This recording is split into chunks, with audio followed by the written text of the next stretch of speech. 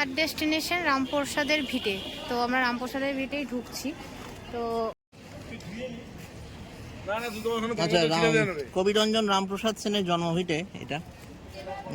উনি 1700 মতান্তর আছে ওনার জন্মসালটা নিয়ে। কেউ বলে 1718, কেউ বলে 23। ওই সময় তিনি জন্মেছিলেন। অষ্টাদশ শতাব্দীর বিখ্যাত শাক্ত কবি ও সাধক।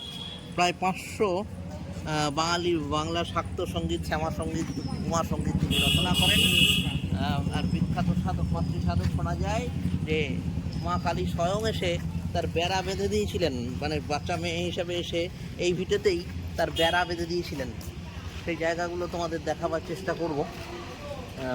আর সেই রামপ্রসাদ সেন তিনি বাড়িতে কালী পুজো করতেন। গৃহী সাধক, মানে গৃহে থেকেও যে ভগবানকে পাওয়া যায় সেটা তিনি দেখেই গিয়েছেন। আর এই রামপ্রসাদ সেন প্রতি বছর বাড়িতে মায়ের আরাধনা করতেন।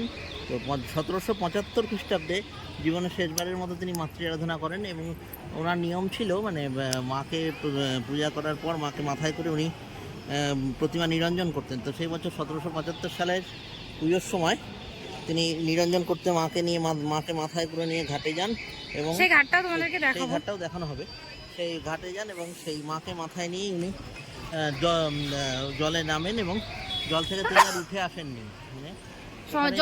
সলিল সমাধি তিনি লাভ করেন। আচ্ছা, উপরে ওঠা ছবি তোলা নিষেধ লেখাই আছে, ব্যবহার করা যাবে না।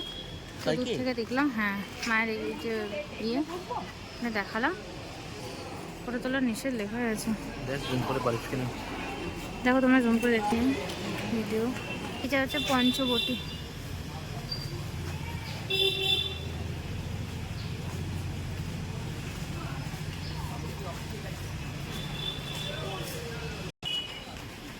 আচ্ছা, তোমাদের আশপাশটা ঘুরে দেখাচ্ছি।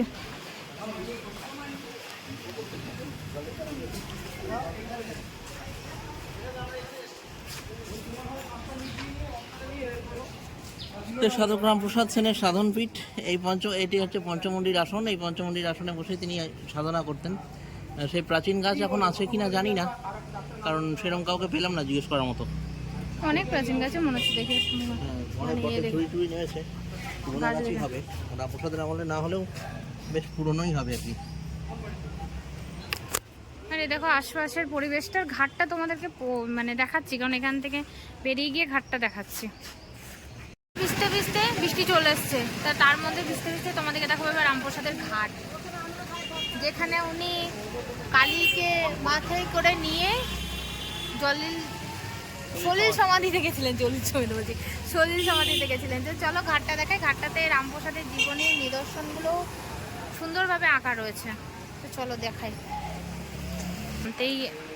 বাঁ দিকে রয়েছে শিব মন্দির, আর নিচের দিকে জীবনী সব বিস্তারিতভাবে আঁকা রয়েছে। তো চলো সেটা তোমাদেরকে দেখাই। বাল্যকালে রামপ্রসাদের শিক্ষা, আগম বাগিচের কাছে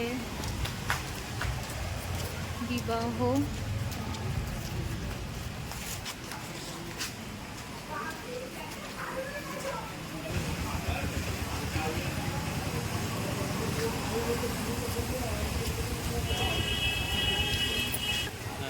রাজা কৃষ্ণচন্দ্র।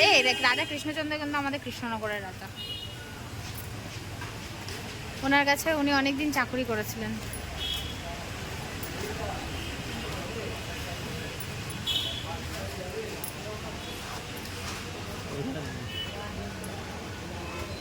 তোমাদেরকে সবটা তো বলতে পারছি না, তোমরা একটুখানি পড়ে নিও। ছবিগুলো দিলাম, একটু দেখে পড়ে নিও, খুব ভালো লাগবে। জিনিসগুলো খুব সুন্দরভাবে দিয়েছে।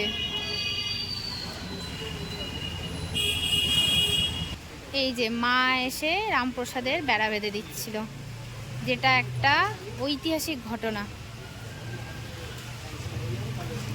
এই দেখো, মা এসে নিজেই রামপ্রসাদের বেড়া বেঁধে দিয়েছিল, ভাবো। তাই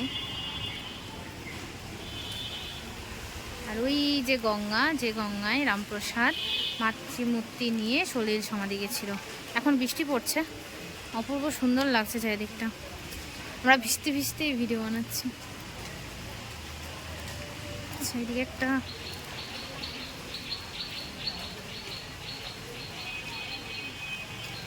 এই যে রামপ্রসাদ যখন মাকে নিয়ে লাস্টবারের মতো গঙ্গায় যায়।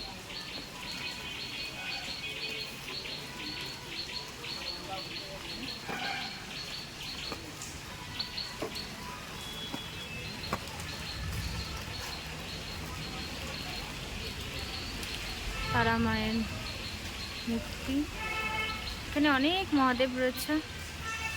যে গঙ্গা, আর ওই যে ওখানে বজরংবলীর একটা মূর্তি, আর ওখানে রামপ্রসাদের মূর্তিও আছে। তো চলো সেটা তোমাদেরকে দেখাই। এই যে ঘাটের নামতেই বাঁ দিকে সাধক রামপ্রসাদের মূর্তি, আর এই যে সাধক কবি রামপ্রসাদ দাস জীবনের শেষবারের মতো মাতৃপুজো করিয়া মাতৃমূর্তির সহিত এই স্নানঘাটে ভাগীরথীর বক্ষে বিলীন হন। সবটা দেওয়া আছে, সালটাল। এটা মনে হয় 2003 সালে মূর্তিটা স্থাপনা করা হয়েছে। দেখে নাও, এই হচ্ছে রামপ্রসাদের ভিটে। তো ভিডিওটা ভালো লেগে থাকলে লাইক, কমেন্ট, শেয়ার, সাবস্ক্রাইব করো। আপাতত টাটা। তো আজকের মতো আমাদের হালিশহর ঘোরা শেষ। চলো।